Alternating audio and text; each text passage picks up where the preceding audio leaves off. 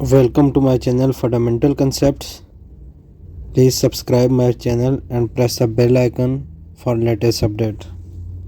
Today we will study some important definitions related to set. Set से related कुछ important definition देखते हैं। तो सबसे पहले हमारे पास है सिंगलटन सेट। सिंगलटन सेट क्या है? A set having only one element is called singleton set.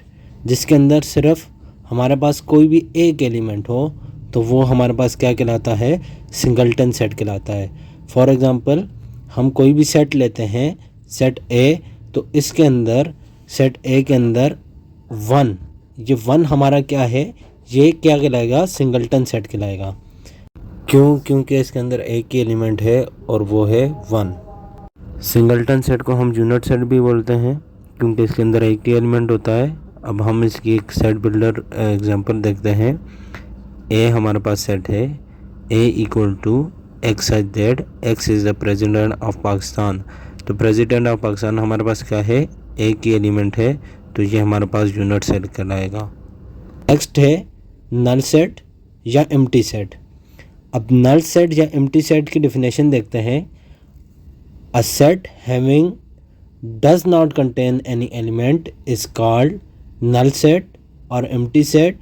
It is denoted by close bracket और phi। इसको हम close bracket या phi से डिनोट करते हैं।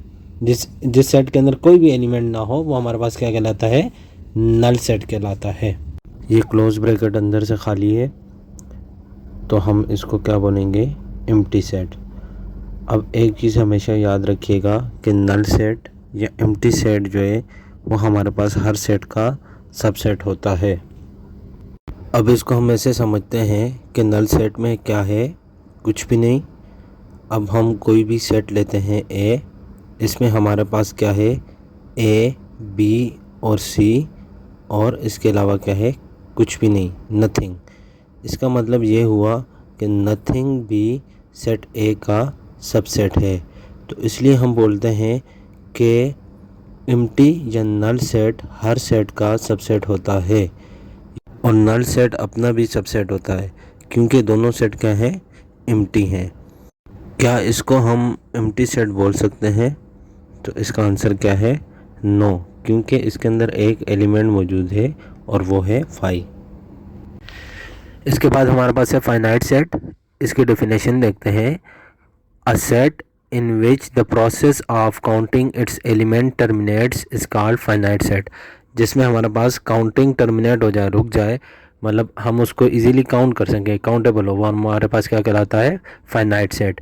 अब इसकी हम एग्जांपल देखते हैं। ए हमारे पास कोई भी सेट है, इसके अंदर हमारे पास क्या है? 1 2 3 4 और अप टू 60। तो हम 60 तक क्या कर सकते हैं? काउंट कर सकते हैं। तो ये हमारे पास क्या कहलाएगा? Finite set. नेक्स्ट है B, natural number less than equal to 1000। तो नेचुरल नंबर क्या है? 1000 हमारे पास क्या है? हम अप टू 1000 हम काउंट कर सकते हैं, तो ये भी हमारे पास क्या कहलाएगा? Finite set. नेक्स्ट है infinity set. If the process of counting the element of set does not terminate, अगर ये रुकता नहीं है और कंटिन्यू चलता है तो ये हमारे पास क्या कहलाता है? Then this set is called an infinity set. तो इसको हम इन्फिनिटी सेट बोलेंगे। अब इसकी एग्जाम्पल देखते हैं। तो एग्जाम्पल में हम लेट करते हैं n number of set of number natural number. तो नेचुरल नंबर हमारे पास क्या है? 1 से स्टार्ट होते हैं और ये क्या है? कंटिन्यू चलते हैं, मतलब अनकाउंटेबल है। तो ये भी हमारे पास क्या कहलाएगा? Infinity set. नेक्स्ट है a number of star in the sky. अब स्काई के अंदर हमारे पास कितने स्टार्स हैं हम इसको काउंट नहीं कर सकते, मतलब ये अनकाउंटेबल है, तो ये भी क्या कहलाएगा? इन्फिनिटी सेट कहलाएगा। अब है हमारे पास इक्वल सेट्स। इक्वल सेट्स की डिफिनेशन क्या है? Two sets are said to be equal if and only if they have same elements. अगर हमारे पास एलिमेंट सेम होंगे तो वो क्या कहलाएगा? इक्वल सेट कहलाएगा। एग्जाम्पल हमारे पास क्या है? ए हमारे पास कोई भी सेट है, इसके एलिमेंट क्या हैं? ए, बी, सी और डी। सेट बी है, इसके एलिमेंट क्या हैं? बी, सी, ए, डी। अब ये दोनों आपस में क्या है? इक्वल सेट है। क्यों? सेट ए के अंदर भी ए है, सेट बी के अंदर भी ए है, सेट ए के अंदर भी बी है, सेट बी के अंदर भी बी है, सेट ए में भी सी है, सेट बी में भी सी है, सेट ए में भी डी है, सेट बी में भी डी है। अब दोनों के एलिमेंट क्या हैं, सेम हैं, तो हम इस लिहाज से इसको क्या बोलेंगे, इक्वल सेट। अब देखते हैं इक्विवेलेंट सेट्स। इसकी डेफिनेशन क्या है, two sets are said to be equivalent if they have same number of elements. अगर दो सेट के नंबर ऑफ एलिमेंट्स सेम हैं तो वो हमारे पास क्या कहलाएगा, इक्विवेलेंट सेट कहलाएगा। इसको हम डिनोट करते हैं ए इक्विवेलेंट बी।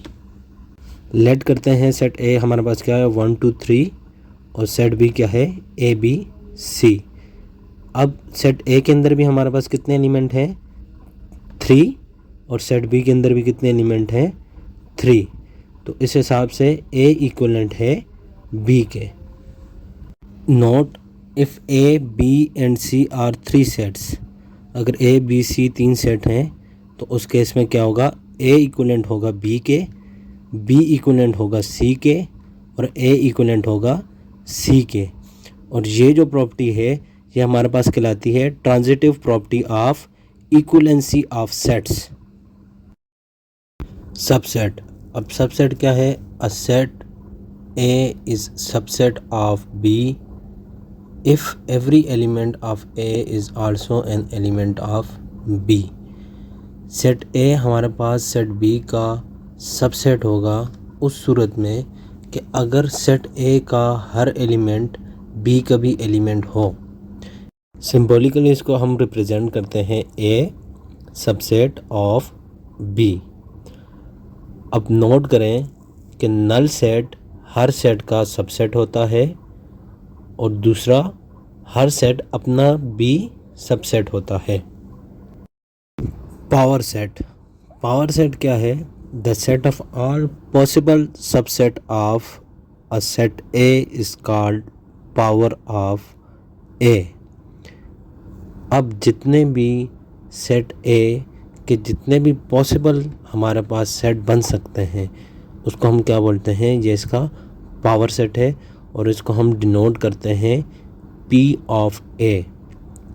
अब अगर हमने किसी सेट के अंदर देखते हैं कि इस सेट के अंदर हमारे पास टोटल नंबर ऑफ सबसेट कितने हैं तो उसके लिए फार्मूला है 2 पावर n, जबकि n क्या है, number of element in the set. अब हम इसके एक एग्जांपल लेते हैं। लेट सपोज ए हमारे पास सेट है जिसके अंदर एलिमेंट हमारे पास है 1 2 3।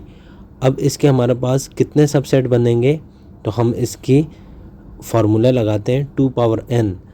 अब यहाँ n हमारे पास क्या है, नंबर ऑफ़ एलिमेंट्स, जो कि हमारे पास क्या है 3, तो ये बन गया 2 पावर 3। 2 पावर 3 हमारे पास क्या होता है 8।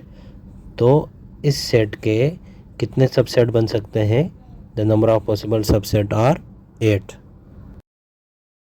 प्रॉपर सबसेट, इसकी डेफिनेशन क्या है, a set A is proper set of B if there exists at least one element in B that is not in A। हमारे पास सेट A सेट B का प्रॉपर सबसेट होगा उस सूरत में अगर हमारे पास सेट B के अंदर एक एलिमेंट, कम से कम एक एलिमेंट ऐसा हो जो A के अंदर ना हो, तो वो हमारे पास क्या कहलाएगा, प्रॉपर सबसेट। हम एग्जांपल लेते हैं कि A सेट है जिसके एलिमेंट हैं 1 2 3 और B है उसके एलिमेंट हैं 1 2 3 4। अब हम देखें तो B के अंदर हमारे पास एक एलिमेंट जो कि 4 है वो क्या है, वो A के अंदर नहीं है। तो इसका मतलब ये हुआ कि A हमारा प्रॉपर सबसेट है B का। Improper subset, a set is called improper subset if both sets are 1 by 1 equivalent to each other। वो सेट हमारे पास इम्प्रॉपर सबसेट कहलाता है जिसमें हमारे पास सेट, दोनों सेट के तमाम एलिमेंट एक दूसरे के साथ मैच कर रहे हों। इट डजेंट डिपेंड कि उनका सीक्वेंस क्या है। तो हम इसकी एग्जांपल देखते हैं लेट करते हैं ए हमारे पास क्या है, ए बी सी डी, और बी है बी सी ए डी। अब हम दोनों को कंपेयर करते हैं, ए में भी ए है, बी में भी ए है, ए में भी बी है, बी में भी बी है, ए में भी सी है और बी में भी सी है, ए में भी डी है और बी में भी डी है, लेकिन सीक्वेंस चेंज है, लेकिन तमाम एलिमेंट मौजूद हैं। तो ये हमारे पास क्या कहलाएगा, ए इम्प्रॉपर सबसेट है बी का। अच्छा, एक बात हमेशा याद रखें कि हर सेट का इम्प्रॉपर सबसेट सिर्फ वो सेट खुद ही होता है। Thank you for watching. For more such videos keep watching my channel.